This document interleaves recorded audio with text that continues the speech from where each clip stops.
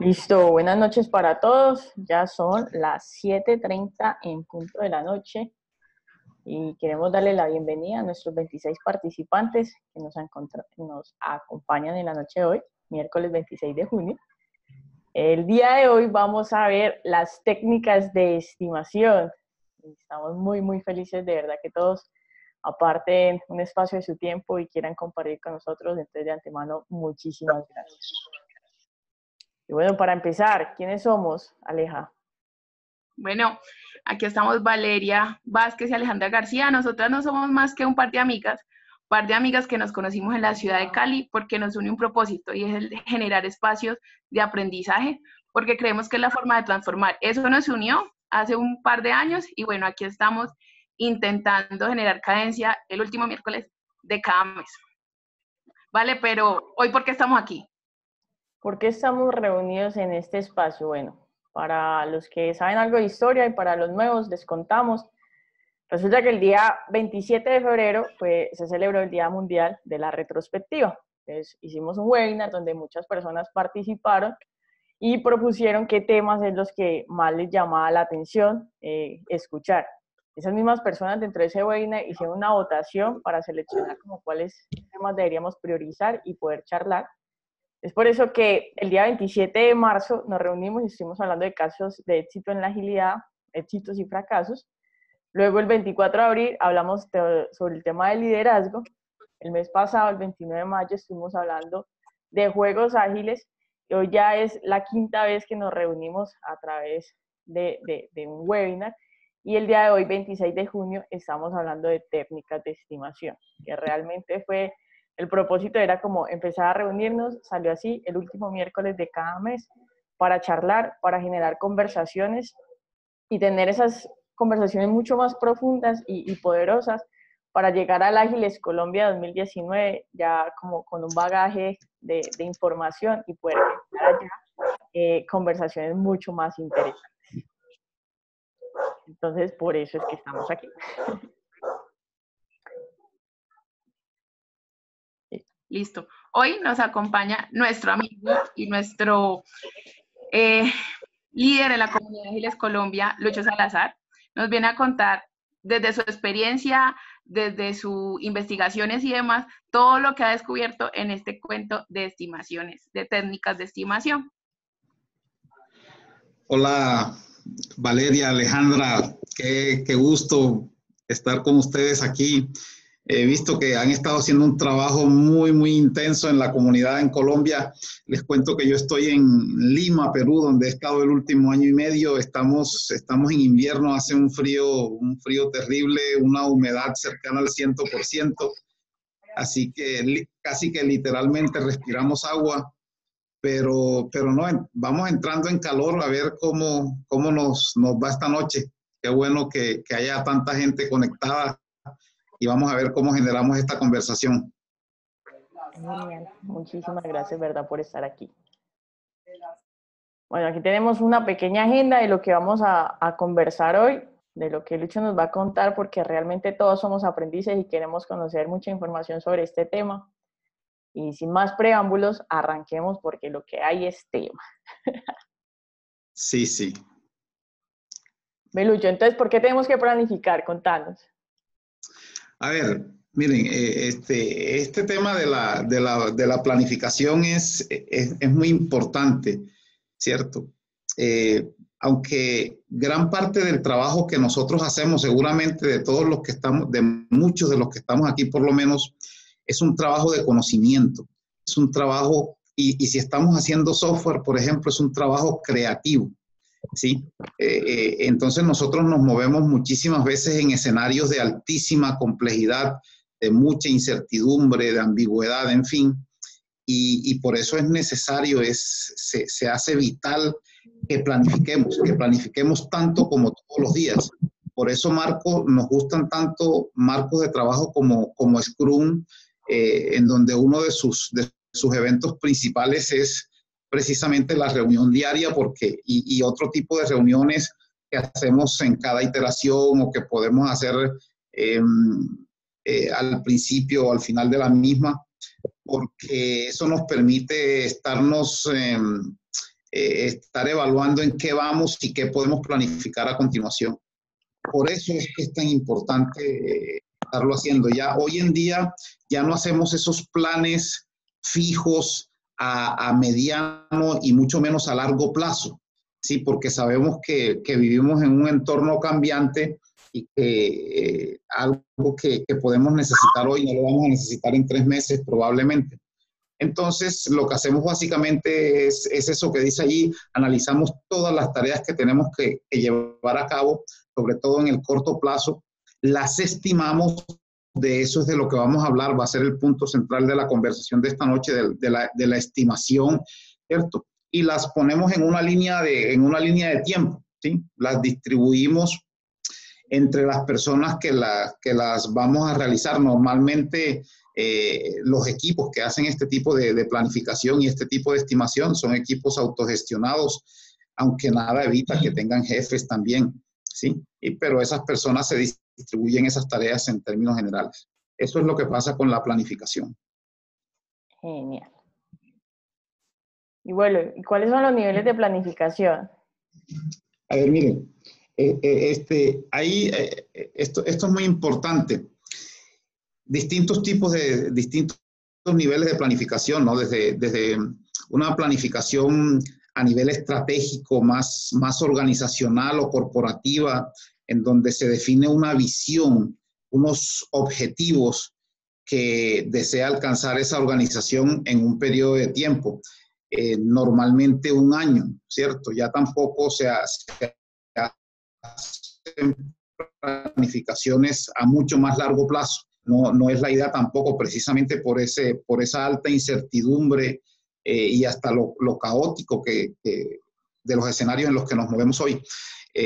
A partir de allí podemos encontrar también una planificación más ejecutiva en donde ya empezamos a encontrar escenarios en donde tenemos que tomar decisiones, en donde vamos a actuar en función de esos objetivos de la compañía, de esa visión que tiene la compañía, ¿sí? Que son máximo a 6 meses, pero normalmente son en periodos trimestrales a lo sumo, ¿sí? Porque es que hoy por hoy sabemos que ya 1 mes empieza a ser mucho tiempo y en términos generales 3 meses ya es una eternidad. Entonces los cambios pueden ser muy grandes en ese periodo de tiempo. Por eso esta planificación es muy importante. Y ya esta planificación empieza a incluir a los equipos de desarrollo de productos y servicios. Y a partir de allí, precisamente, esos equipos lo que hacen es su planificación operativa, ¿cierto? Ya es un establecimiento de actividades para hacer en periodos cortos de tiempo, normalmente de menos de 1 mes, ¿sí? De 3 semanas, de 2 semanas, hasta de 1 semana, hasta diario puede ser, que nos lleven finalmente a alcanzar los objetivos que se trazaron en los otros tipos de planificación. Son como los distintos tipos de planificación que podemos tener. Esa planificación ejecutiva, por ejemplo, es como un roadmap, ¿sí? De los productos o servicios que quiere la organización para ese periodo de tiempo. Vale, Luis. Luis, pero ya entrando a un poquito más en los proyectos ágiles, contanos algo de esos momentos en los diferentes proyectos donde realizamos planificación, porque muchas veces nos quedamos tenemos una visión de sprint y no, los momentos de planificación es mucho más grande. Claro, sí, es evidente. Miren, ya una vez que se define, a raíz de las planificaciones que vimos anteriormente, sobre todo la planificación estratégica y la planificación ejecutiva, en donde seguramente se definen proyectos o se definen esfuerzos de desarrollo de productos o servicios. Entonces, no es lo mismo hacer una planificación al inicio de ese proyecto, de ese esfuerzo de desarrollo, sí, que hacerlo ya en la planificación más operativa, los planes de liberación, de releases, ¿cierto? De productos intermedios. Y a partir de allí, no es lo mismo hacerlo ya para cada una de las iteraciones o sprints, si usamos Scrum, por ejemplo. Entonces, esos son 3 de los grandes momentos. Una cosa es al comienzo del proyecto, en donde debemos establecer esa visión que necesitamos, en donde hay que hacer una predicción, un presupuesto, ¿sí? Un forecast de lo que vamos a hacer, de cuánto nos tomará eso. Y aquí es importante mencionar lo siguiente, que es algo que marcamos dentro de la filosofía ágil, sobre todo cuando estamos desarrollando software. Es importante que tengamos esto como premisa. Desarrollar software es una tarea creativa. En términos generales, nosotros no construimos software, nosotros descubrimos el software que vamos escribiendo. Sí, es una tarea artística, por eso todavía hablamos de artesanía del software, el término en inglés software craftsmanship, ¿sí? Artesanía con todo lo que significa arte. Nosotros no le podemos decir a los artistas, entréguenme tal cosa para tal fecha, ¿cierto? A mí me gusta mucho la literatura y nosotros no le podemos decir a un García Márquez, entrégueme 100 años de soledad para el 1 de julio, porque es que los controles SOX o no sé qué, o no le podemos decir a Gabriela Mistral o a Vargas Llosa ese tipo de cosas, ¿cierto? Entonces,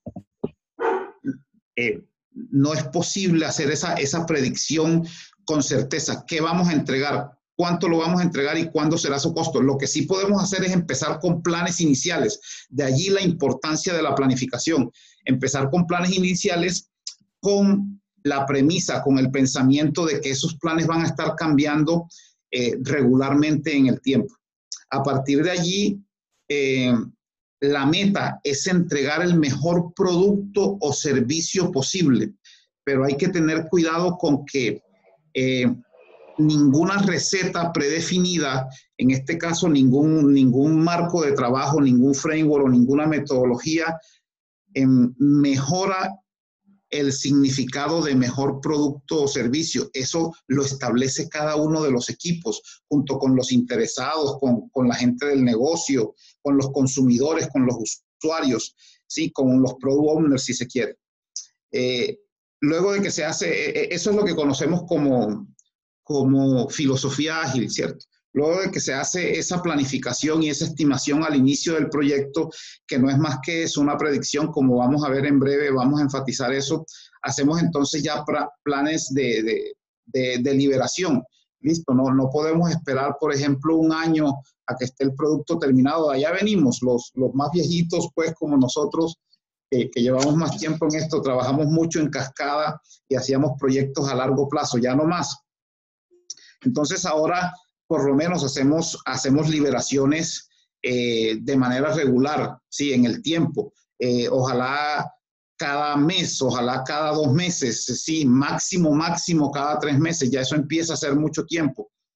Esos son los planes de liberación, ¿sí? El objetivo es llegar a tener liberación que tengamos despliegue continuo, ¿no? Como hacen las grandes organizaciones, las más exitosas hoy en día, como Google o Amazon o Facebook, cualquiera de ellas, ¿sí? Y el otro nivel de planificación, por supuesto, es durante cada iteración, sobre todo al principio de cada sprint, que ya es una planificación que la hace el equipo. Y a partir de allí, ya cada persona, cada miembro del equipo hace incluso planificaciones diarias de su trabajo. Esos serían como los distintos niveles de planificación en ese sentido. Genial, genial. Y bueno, y si estamos hablando de Product Backlog, ¿cómo entra esto aquí? Claro, normalmente lo que nosotros vamos a hacer es elaborar, es descubrir, es construir un producto, un servicio o parte de estos. Entonces, lo que tenemos en un Product Backlog es precisamente esa lista de características, esa lista de elementos que conforman el producto desde el punto de vista del negocio, lo que le da valor, al producto, esos componentes que esperamos que hagan resonancia entre sí para que generen un impacto hacia el consumidor. Y lo que tiene ese backlog es esa lista de componentes, las tiene ordenadas de manera priorizada, normalmente por valor. Cada organización, cada consumidor encuentra el significado de valor y prioriza, ¿cierto? Y seguramente va a tener descripciones en distintos a distintos niveles de detalle de lo que es cada uno de esos elementos. Cuando digo en distintos niveles de detalle me refiero a que no es lo mismo la descripción que tendrán los elementos que vamos a hacer en la siguiente iteración, que ya está a la vuelta de la esquina, que necesita una descripción mucho más amplia, extensa, más detallada que lo que vamos a hacer en 3 meses o lo que vamos a hacer en 6 meses, en donde tendremos descripciones más escuetas, porque vamos a tener menos información sobre ello. Y ese tipo de cosas hay que tenerlas en cuenta durante la estimación de estos productos o servicios que vamos a estar elaborando. Listo, Luis. Gracias. Pero entonces vamos a otro punto ahí, más chiquito aún. Para llegar a técnicas y empezar ahí con los ejercicios prácticos, yo quisiera que hablemos de qué es un pivote y cómo lo identificamos. Claro, sí, como vamos a ver en breve, lo que nosotros hacemos básicamente en ágil, con el pensamiento ágil, es estimación relativa. Y esta estimación, como su nombre lo indica, lo que hacemos es comparar, ¿cierto? Comparar algo que vamos a hacer contra algo que, sobre lo cual tenemos una idea más o menos certera de cuál va a ser su esfuerzo en elaborarlo. Eso es lo que se conoce como pivote, ¿cierto? Un elemento del que conocemos los suficientes detalles como para decir el esfuerzo de hacerlo es relativamente pequeño, es una de sus características, ¿cierto? Es relativamente pequeño, es bastante conocido, alguien del equipo de desarrollo de producto o servicio o todo el equipo lo conoce, o algún experto externo que acompaña al equipo, un coach, por ejemplo, lo conoce y dice, vea, más o menos este elemento se tarda un día en hacerse, o podemos decir que le podemos asignar un tamaño o un tipo de esfuerzo, sea cual fuere la escala que usemos para hacer eso, que normalmente es una escala, pues una escala básica o unitaria si usamos cantidades numéricas para ello. Entonces, por decir algo, una pantalla, si hacemos software, una pantalla para mostrar los 5 datos de una consulta a una base de datos, ¿sí? Para mostrar los datos tal cual como lleguen, sin información. Decimos, esta pantalla para nosotros es de tamaño muy pequeño, ¿sí? O tiene un puntaje de 1. Eso es lo que se conoce como un pivote. Y basado en ese pivote vamos a estar comparando el resto del esfuerzo de los demás elementos del backlog de producto. Por eso es que vamos a estar girando alrededor de ese pivote. El objetivo es que el pivote normalmente sea el mismo, al menos durante muchísimo tiempo, pero como vamos a estar aprendiendo, en el futuro ese pivote se puede refinar e incluso se puede cambiar, porque finalmente queremos mejorar nuestras estimaciones, mejorar la forma en la que estimamos. Entonces el pivote en un futuro podría cambiarse basado en distintas condiciones que se estén dando. Listo, gracias, Luis.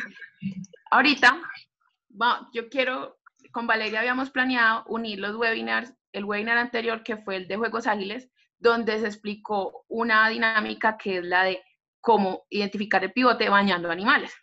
Entonces ahorita Valeria, uniendo estos 2 temas, va a hacer el ejercicio para que ustedes participen en una encuesta que se va a lanzar.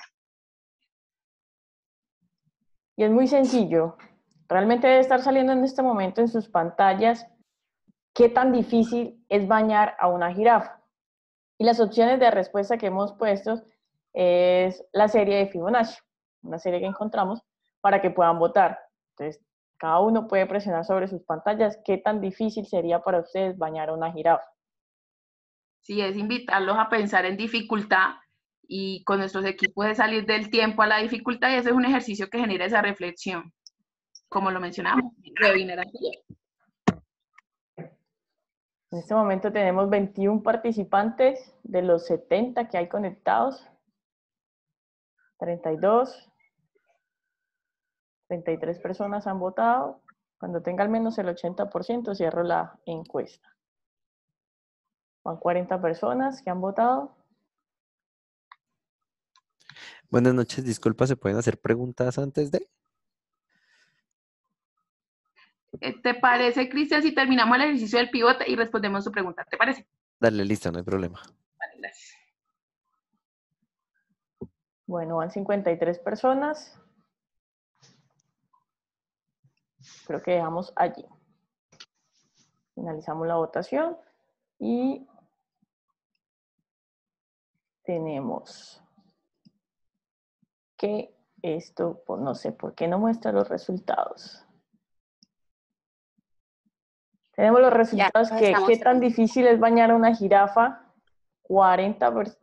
15 personas votan por 40, el ítem número 40, y 11 personas están votando entre el ítem número 20 y el número 13. ¿Qué dice esto, Aleja? Tenemos pantallazo, que lo veamos luego. Estaba en silencio, perdón. Nada, yo quería hacer el siguiente ejercicio para que hagamos la comparación entre el grado de dificultad que encontramos entre bañar una jirafa y el siguiente animal que ya les vamos a mostrar. Listo, entonces hagamos el siguiente ejercicio, a ver cómo nos va. ¿Qué tan difícil es bañar a una oveja, muchachos?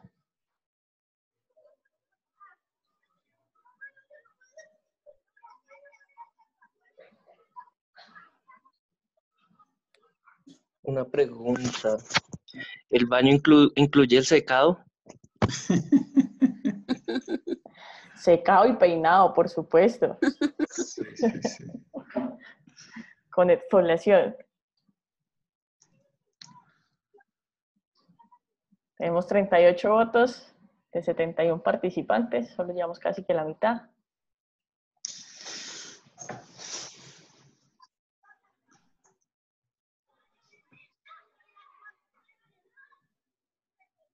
$47 personas han votado. 52 personas.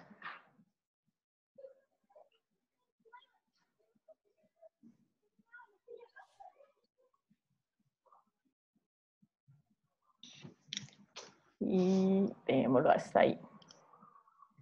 Entonces, si le damos aquí, compartir los resultados. Tenemos que, ¿qué tan difícil es bañar a una oveja? Las personas, 15 personas contestaron que, digamos que 8 puntos, a diferencia de la jirafa que habían contestado que era 40 puntos. De hecho, ¿qué podemos pensar con esta diferencia entre bañar una jirafa y bañar a una oveja? La diferencia de puntaje que nos dicen nuestros participantes. Sí, miren, cuando un grupo empieza a decir que algo pasa de cierta manera, hay que prestarle atención, ¿no? Hay algo una ley en matemáticas que se llama la ley de los grandes números, ¿sí? Que precisamente habla de que cuando mucha gente establece un hecho es porque es así básicamente, si esa gente no fue influenciada realmente. Lo otro que está pasando aquí es que la oveja empieza, en este caso, a convertirse en el pivote. Puede empezar a convertirse en el pivote, pero también hay que decir algo. Una cosa que nos faltó aquí fue precisamente cuando hicimos el primer ejercicio de la jirafa, es contra qué lo estamos comparando, ¿sí? Dijimos que eran 8, 13, 20, 40. Mucha gente dijo que 40, pero ¿40 qué? ¿Contra qué lo estábamos comparando, cierto? ¿Cuál era el pivote? ¿Sí? Eso es muy importante tenerlo en cuenta. Primero hay que definir ese pivote. ¿Cuál es el punto de comparación? Que eso es precisamente un pivote. Y como decíamos, debe ser algo conocido, que era la pregunta que tenía Cristian ahora sobre los prerequisitos del pivote. Ya hablábamos de de que debe ser algo muy, muy conocido por el equipo, ¿sí? Por la gente que va a hacer el trabajo, ¿sí? O por lo menos, si es un equipo que apenas va a empezar, que no debería, ¿cierto? Porque cuando conformamos un equipo, ese equipo está allí porque sabe de lo que va a hacer, pero si no tiene idea, bueno, algún experto nos dirá, yo creo que este puede ser el punto de partida, sí, el punto de comparación. Entonces, que sea algo pequeño en esfuerzo, ¿sí? Porque finalmente eso es lo que vamos a estimar, esfuerzo, no tanto la complejidad, no tanto el tiempo, sino el esfuerzo finalmente, el esfuerzo relativo. Que sea conocido son como los dos requisitos básicos. Ahora, no tiene, y esto es importante, tampoco tiene nada de malo hacer un ejercicio previo como este que hicimos. Es un experimento.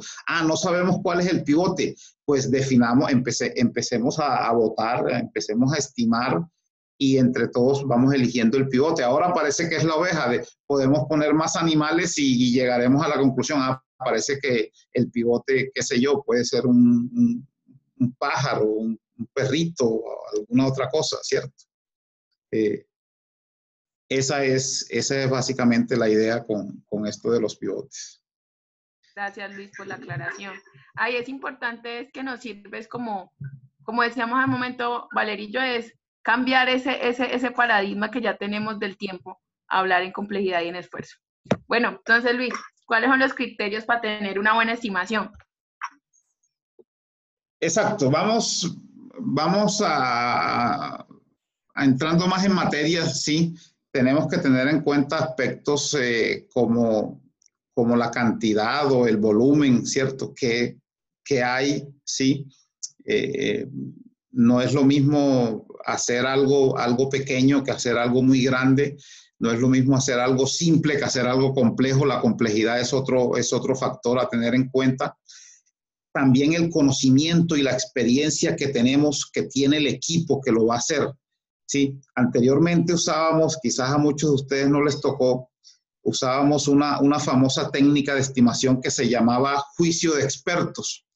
Entonces, como en un conciliábulo se encerraban un conjunto de expertos a decidir los seniors de la organización, ¿sí?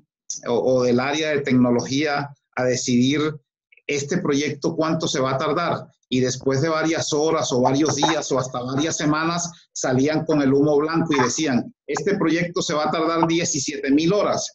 ¿Sí? Y eran los que más sabían de la compañía. Pero ese proyecto se lo entregaban a un equipo de juniors, de personas que tenían muy poco conocimiento, muy poca experiencia, entonces no iban a hacer 17,000 horas, iban a hacer 170,000 horas, ¿cierto? O nunca se terminaba ese proyecto. Entonces, eso hay que tenerlo en cuenta también. Por eso la estimación relativa es tan importante, porque tiene en cuenta ese tipo de cosas. Y, por supuesto, la incertidumbre. ¿Sí? ¿Cuáles son los riesgos? Lo que no sabemos, las ambigüedades inherentes a los entornos en los que nos movemos hoy.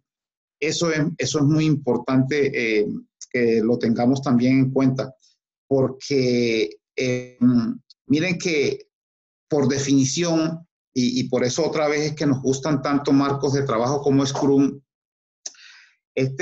Scrum lo usamos para enfrentar problemas adaptativos. Eso quiere decir que por definición cambian. Y no cambian porque los usuarios, porque la gente del negocio se levantan con el pie izquierdo y dicen, vamos a molestar a los de tecnología y les vamos a cambiar esto. No, cambian por muchísimas cosas que ocurren en el entorno. Hay una altísima incertidumbre. Entonces, todo eso hay que tenerlo en cuenta a la hora de hacer una estimación. Y por eso es que las estimaciones, por eso es que no es posible hoy por hoy establecer con certeza qué vamos a entregar, cuándo lo vamos a entregar y cuánto será su costo. Vamos a ir avanzando entonces para ver un poco más de esto.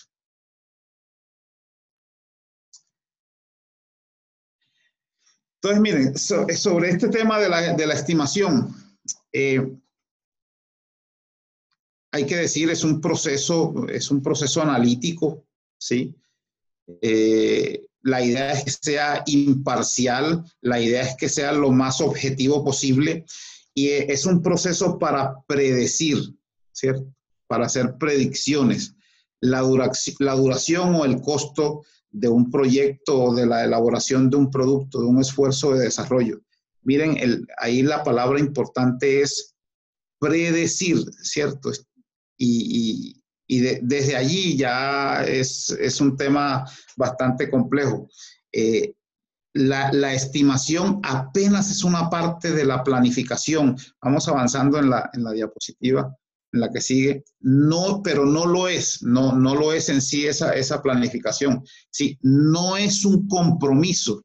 Esto también es importante. Sí, nosotros a la gente del negocio, a los clientes o a los consumidores les tenemos que decir más o menos, ¿cierto? Oiga, con el conocimiento que tenemos hoy, ¿sí? Con lo que sabemos hoy, esto más o menos se puede tardar tanto tiempo. Normalmente un rango. Uno de los grandes errores que cometemos es que damos un solo número y la estimación por definición es un rango.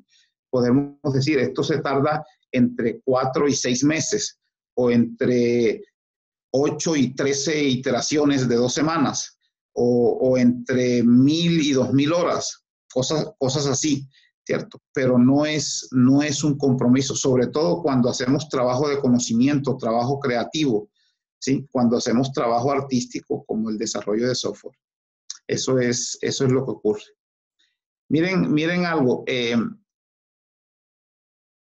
Esta definición, el año pasado lo discutíamos en algunos grupos de la comunidad, ¿sí? De qué se trata una buena estimación y Wilmar Hincapié, un gran amigo nuestro y por supuesto colega de la comunidad, nos daba esta definición. Por supuesto yo se la tomé prestada desde entonces y nos decía que una estimación, esto y finalmente yo lo he dado en llamar como la directiva primaria de las estimaciones, ¿sí? Una estimación es buena cuando quienes estimaron consideraron toda la información que tenían a su disposición para el momento y el propósito de la estimación, ¿sí? Porque primero que todo, la estimación la deben hacer quienes van a hacer el trabajo, no otras personas, que era otro de los grandes problemas del juicio de expertos. Sí, que ellos nunca, esos tales expertos nunca iban a hacer el trabajo. Y entonces deben hacerla esas personas, ¿sí? Y cuando ellos consideraron toda la información que tenían a su disposición en ese momento, ¿sí? No dejaron de lado nada. Pero eso no quiere decir que esa sea toda la información necesaria. Ojalá quisiéramos que fuera la información más crítica, más relevante, pero ya sabemos hoy por hoy que no podemos esperar hasta que esté todo el detalle de las cosas como ocurría antes, ¿sí? Hasta que no, es que la próxima semana se reúne el comité jurídico y van a decidir tal cosa. No, es que dentro de un mes se reúnen los de contabilidad para decidir esto otro y entonces todavía no podemos seguir avanzando.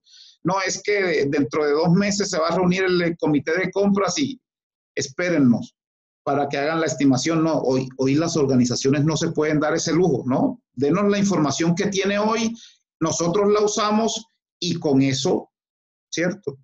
Hacemos nuestro mejor esfuerzo, ¿sí?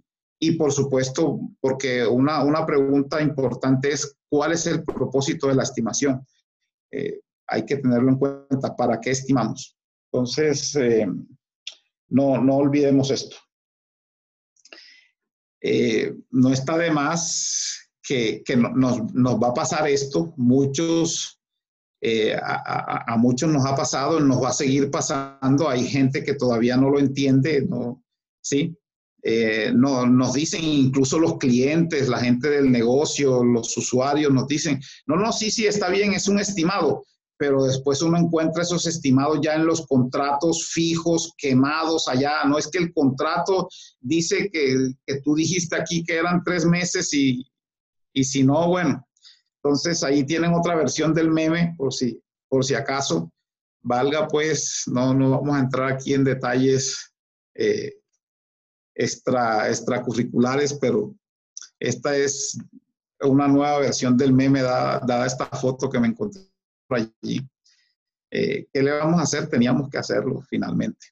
Pero bueno, avancemos pues para que no nos pongamos tan histéricos por esto.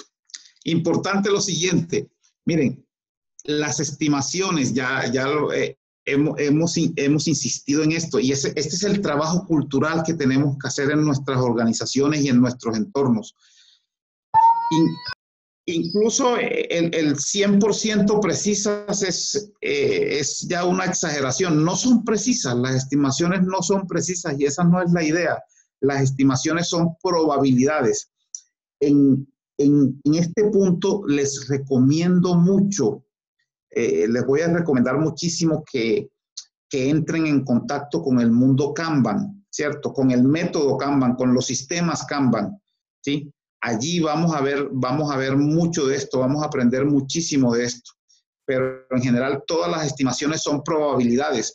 Así lo que estábamos diciendo precisamente con, si queremos, ¿cierto? Si aquel ejercicio que hicimos de bañar a la jirafa o a la oveja ya hubiese sido trabajo realizado, ¿cierto? Por distintos grupos de personas o por distintos equipos o por distintas personas, lo que estaría pasando allí era que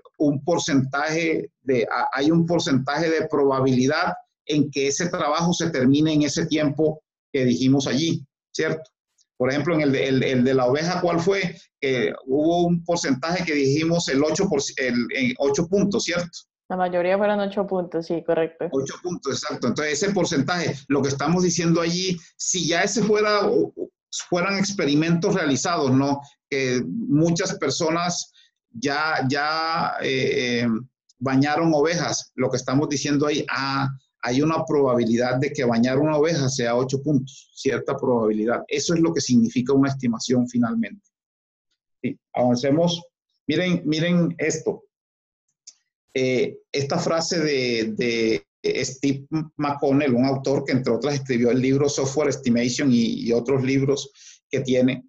De pronto quisiera escuchar a algunos de ustedes, a 2 o 3 de ustedes que nos cuenten qué significa exactamente esa frase, muy numérica, por cierto, donde una buena estimación debería estar dentro del 25% de los resultados reales, el 75% de las veces.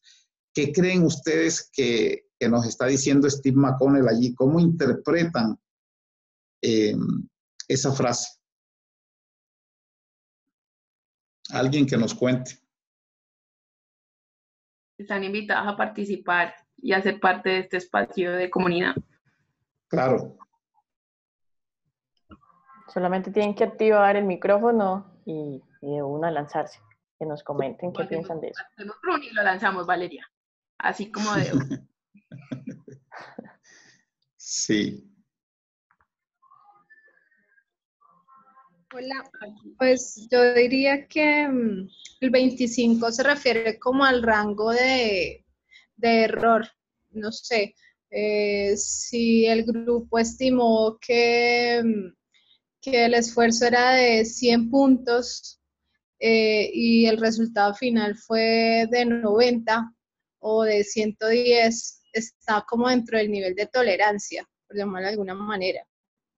Y pues es buena siempre y cuando eso suceda en el 75% de las estimaciones. Ya si eso sucede en una cantidad menor o superior, ya la estimación no se consideraría buena. Sí,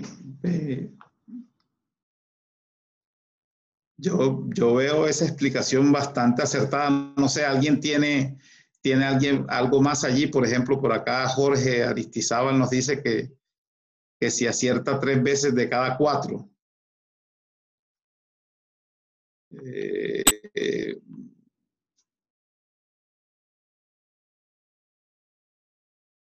No, podría ser también. Hay distintas interpretaciones allí, que en cada iteración se debería alcanzar el 25% de lo esperado. No creería que sería eso. No creería. ¿cierto? Pero sí va más o menos por allí, por la primera interpretación que hicimos finalmente. Hay que tenerlo en cuenta. Estudiense bien esa frase y lleguemos a alguna conclusión más adelante. Vamos a avanzar un poco con todo esto. Miren, y finalmente entonces, para entrar en las técnicas de estimaciones, recuerden lo siguiente, ¿sí? Estimamos trabajo de conocimiento, trabajo creativo, no es un trabajo repetible y repetitivo, ¿cierto? Digo, predecible. Entonces, eso hay que tenerlo en cuenta. Tenemos que considerar, por ejemplo, entornos VUCA, ¿sí? Tenemos que considerar que no estamos estimando en un universo de lo simple, ni siquiera de lo complicado, sino en un entorno de lo complejo y hasta de lo caótico y hasta del desorden también. Y también en un mundo de alta volatilidad y de ambigüedad. Tenemos que considerar qué vamos a estimar, ¿sí?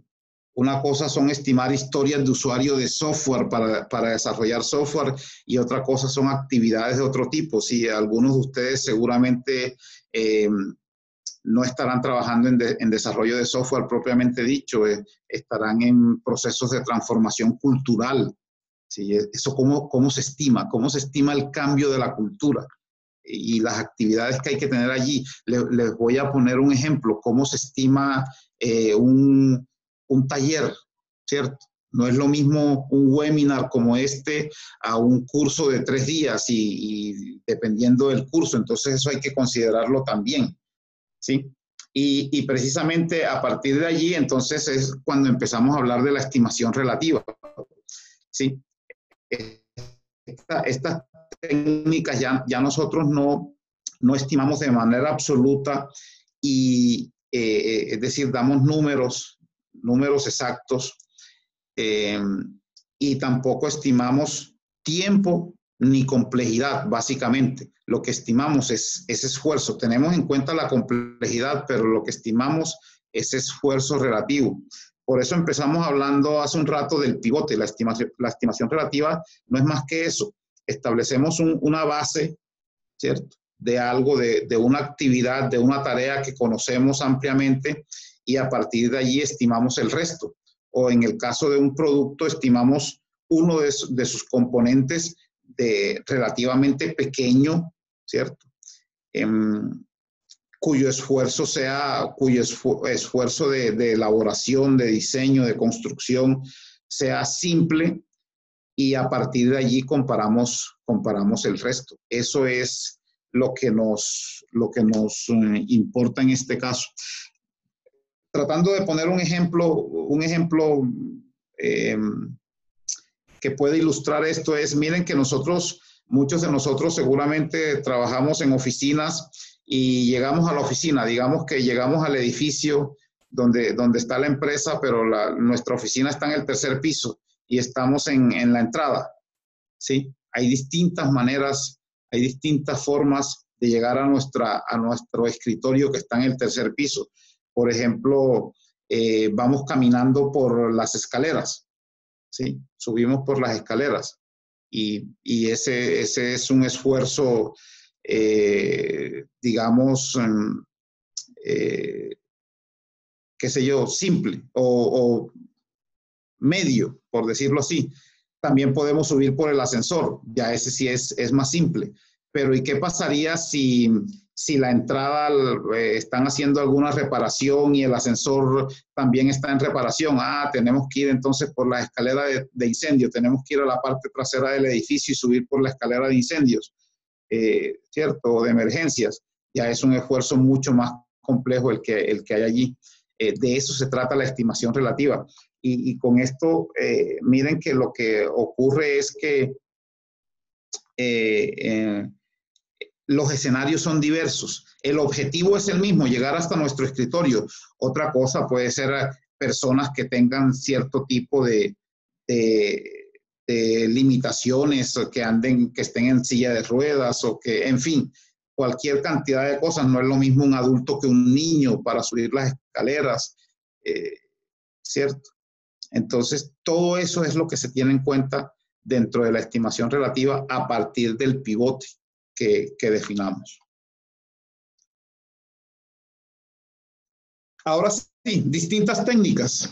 Muchos de ustedes quizás se han encontrado con quizás la más famosa de todas, la más popular de todas, la más extendida de todas, que es el Planning Poker, ¿cierto? Que usa una escala numérica parecida a la serie de Fibonacci, ¿sí? Parte de allí. Entonces, ahí en la presentación pues van a encontrar enlaces de dónde hacer más información. Pero, ¿qué les puedo decir del Planning Poker? Voy a suponer pues que quizás alguno no lo conoce. Sabemos que al mismo tiempo todas las personas votan. Es una votación, vamos a estimar esto. ¿Cuánto tardamos en bañar, como lo que hicimos ahora, en bañar una oveja? Sí, dado que el pivote es bañar un perrito chihuahua. Ese fue el pivote que definimos como 1, ¿sí? Bañar al perrito chihuahua. Entonces, ¿cuántas veces es una oveja relativo a bañar al perrito chihuahua? Entonces, todo el equipo vota. El equipo que va a bañar en este caso a la oveja vota. Y algunos votarán 2, 3, 5, 8, los números que están allí. Lo primero que hay que decir es, bueno, y si quiero votar 6 o 7, o si quiero votar 9 y no están allí, no votamos. Votamos los que están allí, ¿cierto? Los números que están allí. Eso ya empieza a quitarnos esa preocupación y esas discusiones de que disminuyamos el 10%, ¿no? Esas discusiones ya no más, ¿cierto? Son las que están allí. Y podemos usar distintas técnicas, vamos a ir experimentando en el tiempo, ¿sí? Usaremos, por ejemplo, la técnica pesimista. La técnica pesimista es que siempre que creamos que el número es entre 8 y 13, o entre 3 y 20, escogemos el más alto, ¿sí? Entonces, siempre que pensamos que sea 9, 10, 11 o 12, escogemos 13. Siempre que pensemos que es 15 o 16 o 17, escogemos 20. ¿Sí? O la técnica optimista, que escogemos el más bajo, ¿cierto? O vamos más allá. Una vez escogemos la optimista y otra vez la pesimista. Otra cosa que hacemos con Planning Poker es que va a pasar. El equipo, a medida que el equipo se va formando, ¿cierto? Y pasa por sus etapas de formación y de tormenta, y en fin, hasta que llegan a ser un equipo de alto desempeño, la gente va a pensar más o menos de la misma manera, pero seguramente habrá algunos que no. Entonces, algunos dirán, bañar a la oveja, la gran mayoría dirá que eso va entre 5 y 8 puntos, bañar a la oveja. ¿Sí? Pero alguien dirá que es 13 y alguien dirá que es 2. Entonces, a esos 2 les preguntamos por qué. ¿Qué vieron en esa actividad que están por fuera de la media, ¿cierto? Por fuera del estándar. Les preguntamos, y esto que les voy a contar es muy importante. No les preguntamos para refutarlos, no, les preguntamos simplemente para pensar, para reflexionar sobre si ellos tienen razón, ¿sí? Porque no nos vamos a quedar discutiendo de si tienen o no tienen razón y de por qué tienen o no tienen razón. No, pero es que si la oveja, si nunca la han bañado, si es una oveja bebé, es que si tiene mucha lana, si no, ¿cierto? Si el agua es fría o si el agua es caliente, no. Nosotros simplemente pensamos en lo que la gente dijo y a partir de allí cambiamos o no cambiamos nuestra votación inicial, ¿cierto? Y decimos, hombre, sí, tiene razón en parte. Yo voté 5, esta persona dice que son 13, me voy a ir hasta 8. Eso es razón en parte. No, tiene razón del todo, me voy hasta 13. O no tiene razón, me quedo en 5, ¿cierto? Para la siguiente vez que vote. Esa es básicamente la idea del Planning Poker. Normalmente yo recomiendo máximo 2 rondas de votación. La primera, de pronto no encontramos consenso y a partir de allí votamos. Y la gran mayoría, porque es que no nos vamos a quedar votando indefinidamente. Al comienzo, cuando el equipo apenas se está conociendo, cuando el equipo apenas se está integrando, las votaciones van a ser diversas. Hay personas, unos por la misma actividad, por la misma historia de usuario, si queremos, unos van a votar 3, otros 5, otros 8, otros 1, en fin.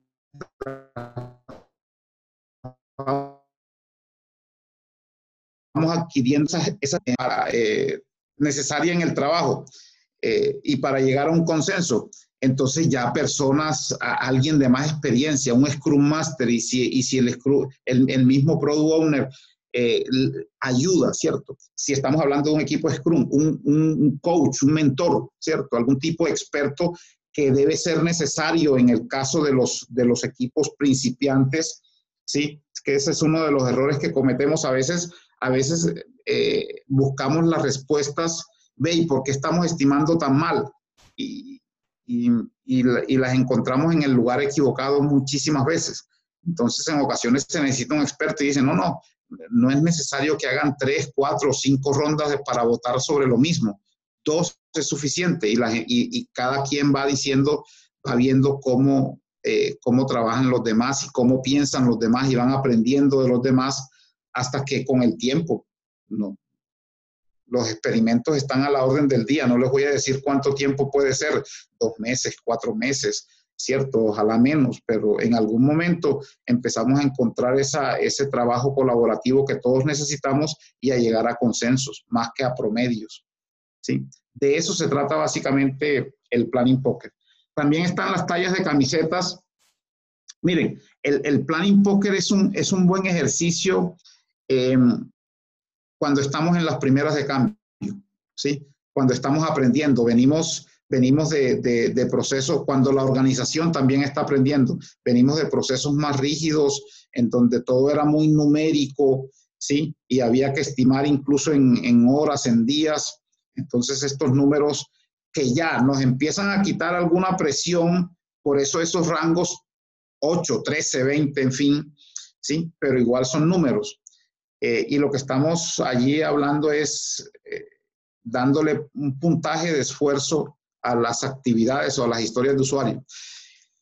Pero con el tiempo debemos empezar a buscar otras técnicas. Esta, por ejemplo, nos gusta muchísimo por eso. Sí, ahí hay algunas tallas y decimos, estas actividades o, por ejemplo, estas historias de usuario o son pequeñas o son medianas o grandes o muy grandes o muy pequeñas o doble muy grande, pues doble XL, en fin, cualquiera de ellas. Entonces, finalmente encontramos que si hablamos de historias de usuario, es que aquí tenemos 15 historias S, 10M, 8L, 14XL, 4XL, en fin, ¿sí? Y ya el pensamiento nuestro empieza a cambiar, ¿cierto? Empezamos a dejar de lado ese tema de que los números, por ejemplo, significan tiempo o cosas así, de que si un punto es 4 horas, entonces 5 puntos son 20 horas. No es así. Finalmente, vamos a tener que decirle a la organización, porque la idea es esa, la idea es predecir, bueno, y cuánto más o menos nos vamos a tardar hoy, nos vamos a tardar para elaborar este producto. Entonces, podemos darle puntaje a esas tallas, ¿sí? Y decimos que S es 1 y M es 2 y L es 3, en fin, y XL es 5 y XXL es 8, cualquier cosa de esas. Y decimos finalmente que hay tantos puntos o en sprints, ¿cierto? Lo medimos en iteraciones o en días. Lo podemos convertir a lo que nosotros queramos, ¿sí? Siempre que mantengamos la misma escala durante todo el proceso. Pero esto ya nos empieza a decir que nos empieza a hacer olvidar de la estimación como un proceso rígido, como un proceso numérico, matemático, fijo, ¿sí? Que signifique compromiso y nos empieza a llevar hacia otros lados. Nos ayuda mucho a empezar a cambiar nuestra mentalidad. Eso es lo bonito empezar a usar este tipo de, de métodos. Además de eso, miren, esa técnica es muy buena para un backlog grande, ¿cierto? Cuando hay muchísimos elementos y también incluso cuando hay varios equipos trabajando sobre el mismo backlog, el mismo producto. Eso es lo bueno de esa técnica. Otra técnica, puntos de votación, dot voting, ¿cierto? Que usamos en otros contextos, aquí también lo podemos usar, ¿sí? A la gente, básicamente, cuando enfrentamos sobre todo un conjunto relativamente pequeño de elementos y necesitamos una técnica muy, muy simple y efectiva para estimar, podemos usar esta técnica, ¿sí?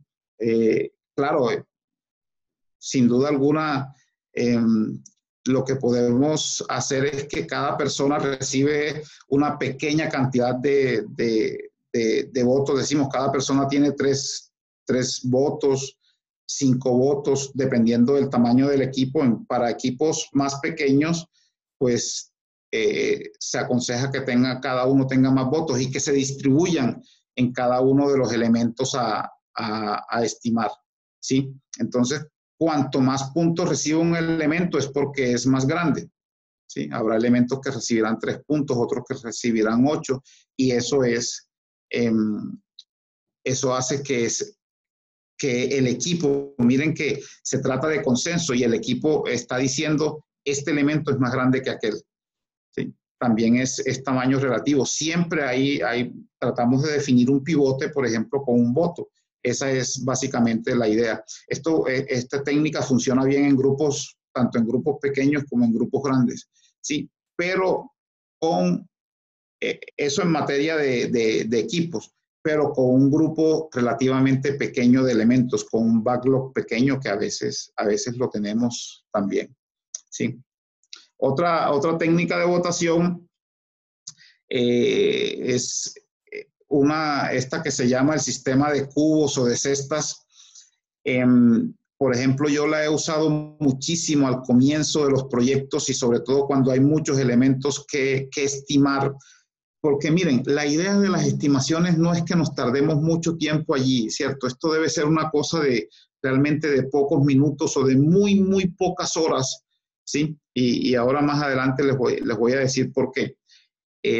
Entonces, cuando tenemos muchos elementos, sobre todo al comienzo, cuando se está definiendo el backlog de producto, simplemente lo que podemos hacer es que definimos como unas especies de cubos o de cestas y en donde cada cubo puede ser, por ejemplo, un tamaño de camiseta o el que más nos gusta. Cada cubo tiene un puntaje tipo planning poker, ¿sí? 0, 1, 2, 3, 5, 8, en fin. Y la gente del equipo se distribuye de manera aleatoria, se distribuyen todas las historias de usuario. Si estamos trabajando con software y con Scrum, se distribuyen todas las historias de usuario de manera aleatoria. Cada quien toma un paquete de historias de usuario y los pone en el cubo que él cree, en la cesta que él cree que es su tamaño, ¿sí? Entonces, finalmente, en el cubo de 1 punto van a resultar 10 historias, en el cubo de 2 puntos van a resultar 5 y así. Y se hace finalmente la estimación. Sirve mucho para usarlo al comienzo del proyecto. También, por supuesto, los cubos pueden ser, si ya estamos hablando físicamente, como vieron ahí en la imagen, hojas diferentes de papel, de algún color, en fin. O se pueden usar cestas reales en ese sentido. Más técnicas. Miren que Planning Poker no era la única finalmente, ¿sí? Esta técnica de grande, incierto y pequeño, en donde, porque nos va a ocurrir, recuerden lo que decíamos al comienzo de que una buena estimación se da cuando la gente que estima usa ojalá toda la información que tiene disponible en ese momento, pero vamos a tener muchas cosas inciertas, ¿sí? Por lo que ya hemos establecido aquí. Entonces, primero lo que hacemos es definir cuáles historias o cuáles elementos son pequeños y cuáles son grandes, ¿cierto? Y el resto que queden son inciertos. Entonces, Una vez que hemos categorizado esos elementos, los que son obvios en pequeños y grandes, el grupo empieza a discutir los que son más complejos, ya los que son inciertos. Realmente esa es una simplificación de la anterior, del sistema de cestas o de cubos, ¿sí? Pero lo interesante de esta técnica es que es especialmente buena para usar en grupos todavía más pequeños con elementos que realmente se puedan comparar, ¿sí? Y como les decía, no es lo mismo que estemos estimando desarrollo de software, que estemos estimando otro conjunto de actividades. ¿Qué es lo que está pasando hoy en día? Como muchas de estas técnicas están naciendo en tecnología, y no solamente técnicas de estimación, sino técnicas para hacer muchísimas cosas, están naciendo en tecnología y se están llevando a otras áreas y en general a toda la organización. Queremos seguir haciendo las estimaciones como las hacemos en tecnología. Entonces para todo definimos historias de usuario y en el caso de estimaciones para todo usamos Planning Pocket. No. Eso no va a ser posible, ¿cierto? No es lo mismo que yo haga software a que lo que yo haga sea contratar personas en las áreas de recursos humanos o de talento humano, como queramos llamarlo, ¿cierto? No es lo mismo, ¿sí? No es lo mismo precisamente hacer software que ver qué pasa con la encuesta de clima laboral de las organizaciones, si eso es lo que yo quiero ejecutar, o mejorar el clima laboral, todo eso. Entonces hay que tenerlo muy en cuenta. Por eso todas estas técnicas funcionan de manera diversa. Lo mismo ocurre con este mapa o el mapeo de la afinidad, ¿sí? La idea de este método es que encontremos similitudes en los elementos que estimamos, en este caso en las historias. Le pedimos al equipo que los agrupe, ¿sí? Como ellos crean que tienen afinación. Esta se parece mucho a esta otra, y en fin. Y por supuesto la mejor manera de ejecutar este ejercicio es hacerlo de manera visual y ordenar los grupos que queden de pequeños a grandes, los grupos de elementos que tengan afinación, ¿no?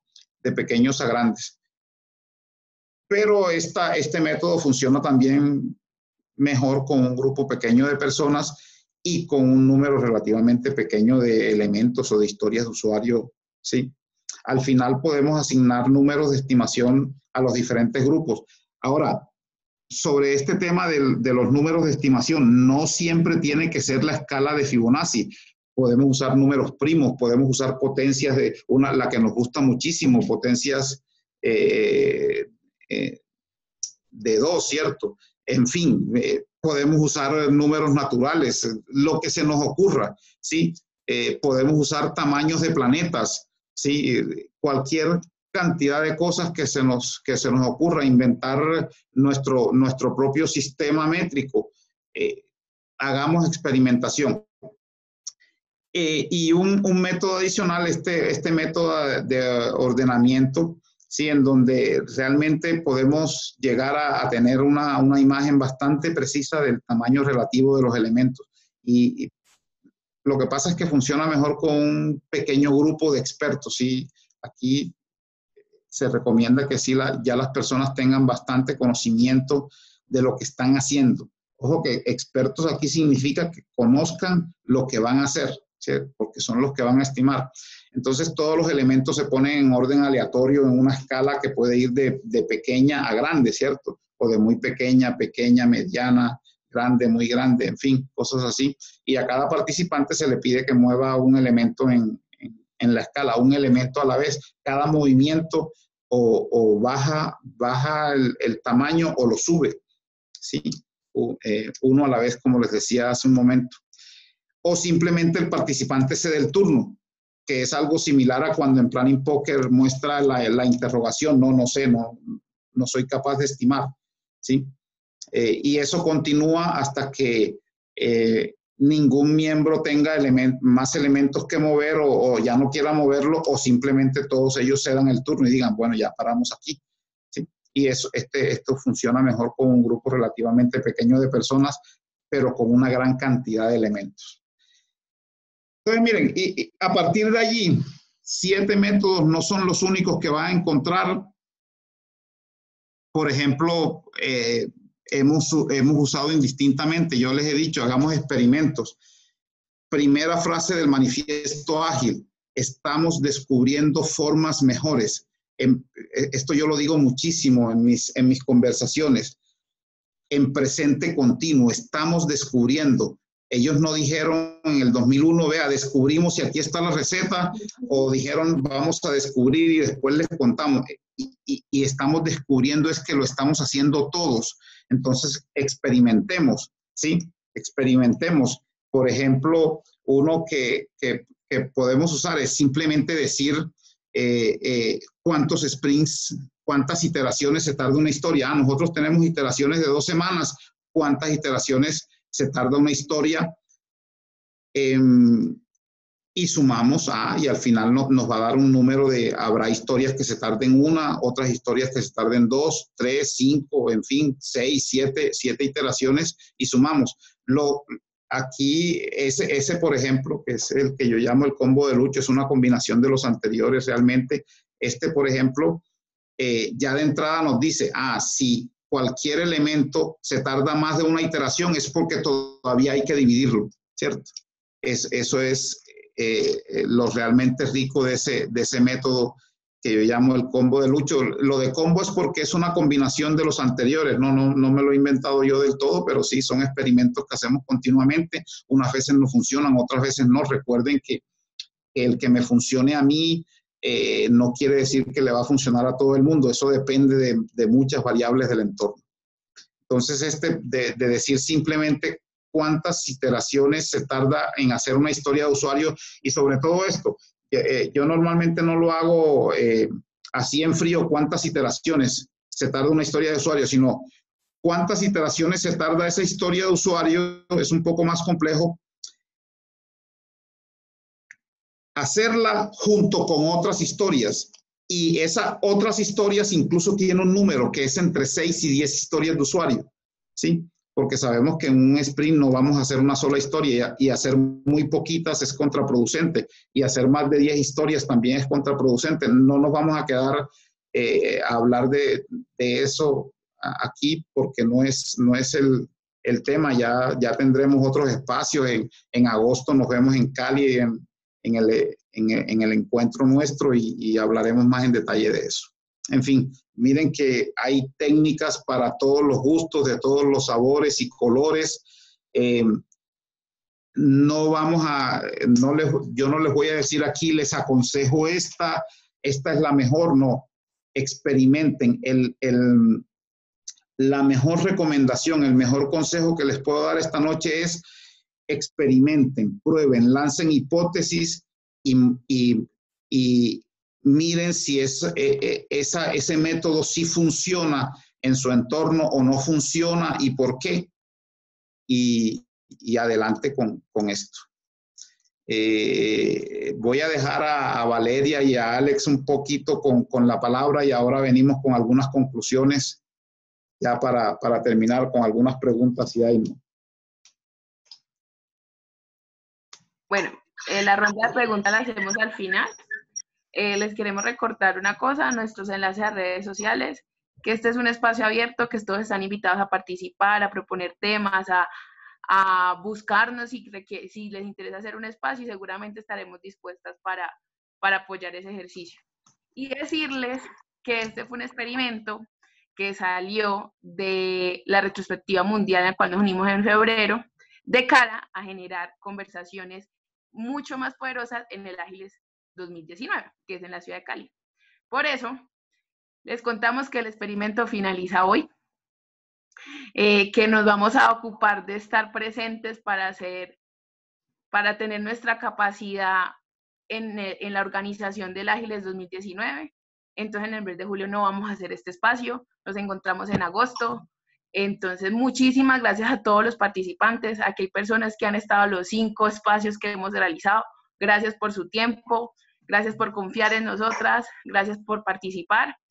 Y seguramente nos vamos a volver a encontrar con las memorias del Ágiles, con experimentos después del Ágiles, pero por ahora nos tenemos que enfocar en hacer un gran Ágiles Colombia en la ciudad de Cali. Vale. Y ahí se cayó el computador. Se cayó el computador, pasa, fresca. Sí. Sí, no, total, o sea, muchísimas gracias a todos los participantes. Han sido 5 meses de un gran experimento, de emociones así full, de caídas de internet, ustedes mismos lo han visto, pero la hemos pasado súper bien. Compartir estos espacios realmente sentimos que nos permite aprender muchísimo, porque siempre nos hemos visto como unas aprendices. Y bueno, ¿qué más decirles? Tenemos ahorita el 6 de julio en Armenia, está el Agile Open, están todos invitados. Los que quieran estar, los que ya tienen la boleta pues para el evento en agosto, allá nos vemos. Podemos hacer en el marketplace, proponer una ronda pues de conversaciones y preguntas. Sabemos que hay muchos imanes que tienen gran conocimiento y están dispuestos a compartirlo. Entonces, muy chévere. Y para los que no puedan ir a Armenia o no puedan asistir al Ágiles Colombia porque están en otras partes, recordarles pues sí, las redes sociales que tenemos. Bueno, WhatsApp lamentablemente ya está a tope, WhatsApp no permite más asistentes, pero Telegram sí, está las otras redes. Pregunten, que la comunidad somos un montón de gente, somos casi 5.000 personas que ya estamos en todo esto. Todo el mundo está dispuesto a compartir conocimientos, a responder preguntas, inquietudes, entonces láncense, que de verdad eso es una comunidad muy linda, muy grande, es muy chévere. Listo, vale. Creo que ya el tiempo, por respeto al tiempo, debemos tomar una decisión. Saber lo de las preguntas y proponer el espacio para Ágiles Colombia sobre algunas cosas, dudas que tengamos. Entonces, Luis, ¿todavía tienes un espacio para responder un par de preguntas? Sí, es posible que respondamos algún par de preguntas, ¿cierto? Vale. Entonces, espérame que... Vale, de pronto tú tienes un computador más ágil, el mío está pegándose. Si los que hicieron las preguntas escritas quieren leerlas ustedes mismos, sería genial, porque en el chat hay un montón, entonces como para no pasarnos, sino pues trataré de leer todas las preguntas lo que más se pueda. Dale, Cristian, estás levantando la manito de una.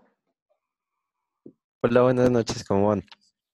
Hola. Bueno, digamos que un tema concreto que yo tengo es que para definir el pivote, digamos que hemos buscado hacer una técnica que nos permita llevar a eso y digamos que la técnica es supremamente válida, solo que en el equipo hay unas condiciones que no se me están dando y es que el equipo no es multidisciplinario, entonces tengo desarrolladores front, desarrolladores back e incluso hasta personas de QA. Entonces, en ese escenario, ¿qué recomendación puede tener uno para definir el pivote? Porque claramente son especialidades diferentes. Bueno, lo que primero, interesantísimo, además porque es un escenario que tenemos a la orden del día, ¿cierto? Mientras nos convertimos en un equipo multidisciplinario y autogestionado, en fin, va a pasar un tiempo. Venimos de equipos donde la gente es súper archirrecontra especializada y eso nos está ocasionando problemas. Entonces, miren lo que pasa. Lo primero es que voy a empezar por lo más general y quizás por el problema de fondo, por lo que debemos abordar de fondo, que es el cambio cultural, ¿cierto?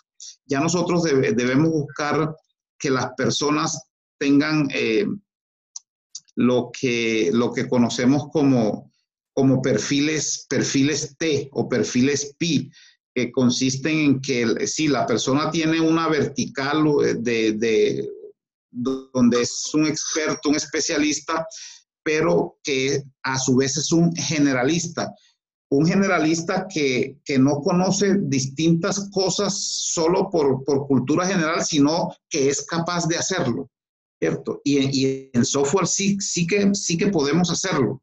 Sí, se supone que tenemos ese background académico, por lo menos ese conocimiento académico, que no solamente programamos o no solamente hacemos pruebas, sino que conocemos todo el ciclo de vida. Entonces, es importante que la gente empiece a arriesgarse. La recomendación más importante allí es que entonces saquemos tiempo para enseñarle a los demás lo que hacemos, ¿sí?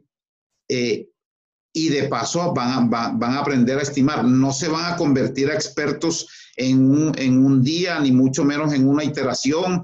Va a pasar algún tiempo, pero si no empezamos, nunca lo vamos a lograr, ¿sí? Entonces es que establecer sesiones de aprendizaje, el programador le enseña al de pruebas lo que él hace y el de pruebas le enseña al programador lo que él hace, lo que el otro hace, en fin, para que así vayamos mejorando precisamente ese conjunto de técnicas. Eso es absolutamente necesario. Me van a decir, es costoso, no hay tiempo. Sí, pero toca hacerlo. Dentro de todo este proceso de cambio que estamos viviendo, toca hacerlo.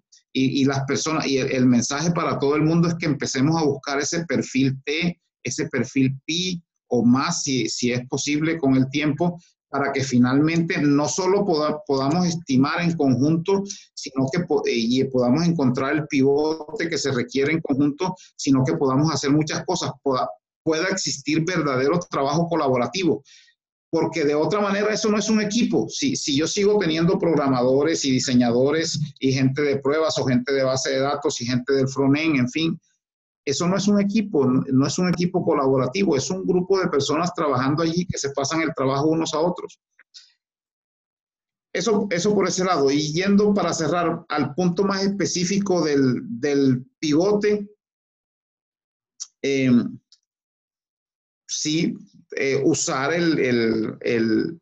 como juntar, hacer una suma de esfuerzos y que cada quien desde su punto de vista exponga lo que cree que puede ser, ¿cierto? ¿Por qué sí, por qué no? Y sumar todas esos hechos, esas opiniones y finalmente encontrar el mejor resultado para todos. Es básicamente la idea. Mucha conversación cara a cara se requiere allí. Sí, eso no está puesto gratuitamente en el manifiesto. Hay que conversar, ¿cierto? No pretendamos al principio entregar grandes cantidades de cosas, no. Empecemos medianamente y vamos avanzando, porque es que hay mucho aprendizaje en el camino. Eso es muy importante. Gracias. Con gusto, hombre. Luis, muchísimas gracias por tu acompañamiento. ¿Una pregunta más? ¿O cerramos? Yo quisiera... ¿Alguien tiene una pregunta? Hola, la verdad sí, pero pues es que no sé cómo orientarla. Mi nombre es Luz, soy Scrum Master y pues dentro del equipo efectivamente utilizamos actualmente la técnica de estimación del Scrum Poker, pero dentro del equipo pues hay una persona que es nociva y la persona lo que hace es como, ¿cómo se dice? Como influenciar sobre los demás para que no sea una estimación como muy real. Yo quisiera, pues según su experiencia, saber cómo lo podría manejar. Bueno, de hecho, tampoco es que sea un problema específico a la estimación, ¿sí? Exacto. Es difícil, sí. Sabemos que ese tipo de escenario se presenta, ¿cierto? Es un problema ya que tiene que ver más con el trabajo en equipo, con precisamente las personas y sus interacciones. Entonces yo diría que primero te recomiendo como Scrum Master tener conversaciones uno a uno con esta persona, empezar con ella, ¿cierto? Hay que ser, yo en ese sentido recomiendo muchísima cautela, ¿sí? Porque es que aún no conozco tu nivel de experiencia, pero aún para los más expertos puede ser arriesgado tocar temas que tienen que ver con la mentalidad de las personas, con el pensamiento de las personas, con su comportamiento. Tenemos que apoyarnos en la gente que conoce eso, pero nosotros, bueno, podemos empezar a tener ese tipo de conversaciones uno a uno, ese tipo de mentoría, primero con esta persona, específicamente empezar a hacer un trabajo con él de de por qué ese tipo de comportamientos, usar técnicas tipo conversaciones no violentas, ¿cierto? Trabajar con hechos, ¿sí? Una recomendación es que demos feedback o retroalimentación con hechos, no con opiniones. Por poner un ejemplo, no decirle, es que llegas tarde, no, eso es una opinión. Pero llegas a las 9 de la mañana, eso es un hecho, ¿cierto? ¿Qué te parece qué te parece a ti ese tipo de cosas? Ya llevado pues al tema específico de la estimación o de otro tipo de comportamiento. Entonces, hacer ese trabajo de uno a uno, de mentoring, de coaching con esta persona, y preparar un plan de mejoramiento con él, un plan de trabajo que lo lleve a integrarse más al equipo y de por qué y cuáles son los beneficios de trabajar con el equipo, en fin, todo ese tipo de cosas. De explorar si es posible, porque vas a tener que hacerlo en algún momento, de tratar esos temas en una retrospectiva, por ejemplo, ¿sí? Pero mi primera recomendación es que lo hagas primero con esta persona y ya luego en una retrospectiva con el equipo. E incluso si el tema todavía es más grave, como te decía, buscar acompañamiento de la gente de personal, de si hay psicólogo, eso es muy importante, ¿cierto? Tenemos que hacernos acompañar de la gente que sabe de esto. Nosotros, por muy expertos que seamos, es que esto si a la persona no le gusta trabajar en equipo, es porque están pasando cosas en su mente que vienen de atrás o que pueden venir de otro lado, y nosotros no tenemos, ahí sí que no tenemos el background ni académico ni la experiencia en sitio para decir vamos a resolver esto. No es que yo soy el Enterprise Agile Coach, el enabler de yo no sé qué cosa, y el Enterprise Business, yo no, Super Saiyajin, Iron Man. No, eso no lo resolvemos nosotros. Lo que pasa aquí en la mente, hay unos personajes que se llaman psicólogos y hasta psiquiatras que tratan esos temas, ¿cierto? Entonces, yo recomiendo ir con muchísima cautela en esos casos. Como siempre, el trabajo tuyo como Scrum Master, el esfuerzo es tratar de integrar el equipo, de crear esa sinergia, de que esta persona cada vez se sienta más parte del equipo, enamorarlo, ¿cierto? De alguna manera tienes que mantener un coqueteo con esta persona. Hablo del coqueteo profesional, pues, de llevarlo al equipo, no me malentiendan, más faltaba, ¿sí? De enamorarlo de los beneficios de lo que significa trabajar de esta manera, ¿sí? Y de por qué lo hacemos así. En fin, ahí hay muchísimas cosas. Para los que tengan, esto se podría extender mucho más. Me pueden contactar, ni más faltaba, en lucho.salazar@gmail.com, ¿cierto? Allí me escriben con muchísimo gusto y vamos resolviendo las inquietudes adicionales que tengan. Vale, muchas gracias. Bueno, yo solo quisiera terminar con un par de cositas. Hola. Carlos, ya estamos sí, quería solamente contar una pequeña cosita justo a lo que conversabas ahorita, Lucho. Sí. Para contarte algo muy rápido. Creo que hay mucho la labor del Scrum Master es vender la idea más que convencer, porque cuando hay un problema de actitud en el equipo, casi siempre es porque ese miembro del equipo no está convencido que lo que quieres hacer es lo correcto. Entonces, si alguien del equipo no se convence de que lo que estás haciendo está bien, va a convertirse en un problema a lo largo de todo el proceso. Entonces, ahí a veces el Scrum Master tiene que convertirse en vendedor y literalmente vender la idea en un tú a tú hasta llegar a convencerlo porque es importante manejar esta forma, ¿no? Algunas me pasó algo muy similar y ciertamente, o sea, fue un tema de, como decías hace un rato, ¿no? De conversación persona a persona, un café, convencerlo, pero también ser muy asertivo, porque si no te puedes convertir más que vendedor en un charlatán. ¿no? Entonces, a veces hay... Sí, sí, sí. Sí, miren, solamente para finalmente, redondear eso, una, me pasó eso alguna vez.